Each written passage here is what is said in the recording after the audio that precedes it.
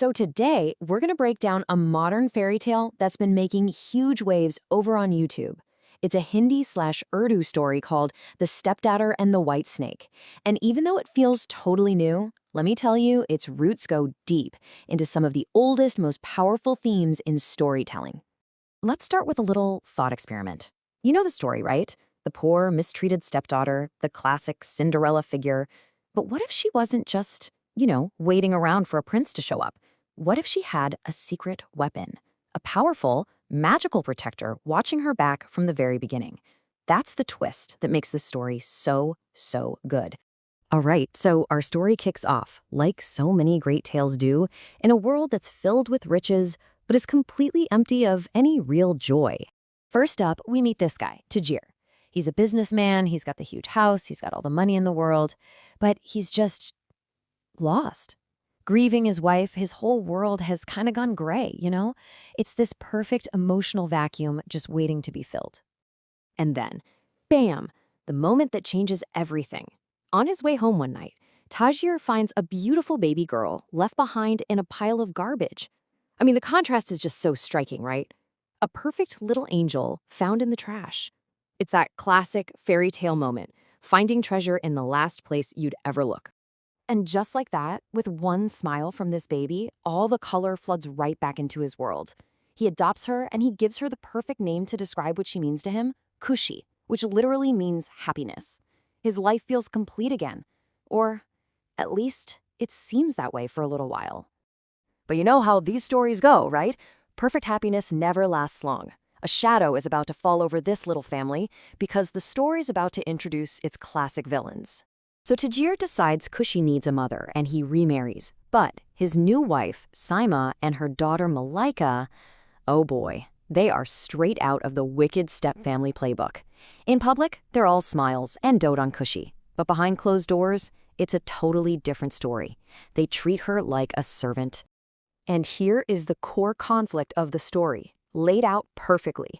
On one side, you've got Kushi. She's sweet, she's innocent, she works hard. On the other, you've got Malika, who is just eaten up with jealousy and cruelty. This is such a powerful dynamic because it taps into something we all understand. That feeling of injustice when good people suffer while wicked people get everything they want. And their cruelty gets so much worse than just chores. I mean, this next part is just vicious. Saima tricks Kushi into thinking that she has accidentally eaten her only friend in the world, a little pet cat. This isn't just physical abuse, this is psychological warfare, designed to completely break her spirit and leave her utterly alone. But here's the thing about fairy tales. That exact act of cruelty, it's the very thing that ends up pushing Kushi right toward her destiny and straight into the path of the story's most powerful, most magical secret. So there she is, working alone, totally heartbroken, when she stumbles upon a wounded white snake. Her first instinct is to help it, but she's terrified. You can just imagine her thinking, oh no, if my stepmother finds this, she'll kill it too. It's a real test of her character, of her kindness. She chooses compassion. She hides the snake. She tends to its wounds. And that night, everything changes. Because this is no ordinary snake. At midnight, it transforms into a man, the king of snakes, and he has been watching her, totally captivated by her selfless heart. Of course, the stepfamily finds her new friend, and they are just awful about it. Malaika says this, and it just shows you how twisted they are. They sneak in, grab the snake, and pop it in a pot to boil, thinking they're about to destroy the last bit of happiness Kushi has. So the next morning, Malaika comes in to gloat, to see the damage, and she finds this. The pot's empty. Just empty. Their evil little plan has completely failed and they have no idea why. And that's when the Snake King shows up in his human form and pretty much just laughs in their faces. I mean, this line says it all, doesn't it? He's basically telling them, did you really think you could boil me? This is the first time we see they are completely, totally out of their league. You'd think they'd learn their lesson, right? Nope. Their failure just makes them more desperate. And what they try next? Well, it leads to the story's climax, and it's an absolute tragedy. Okay, so here's how it goes down. Their new plan is simple. Pure poison. Saima poisons a bowl of food and sets it out for Cushy. But Cushy, being Cushy, is too busy working to stop and eat.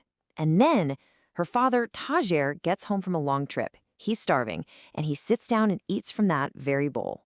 And just like that, it's over. In trying to kill Cushy, Saima ends up killing her own husband.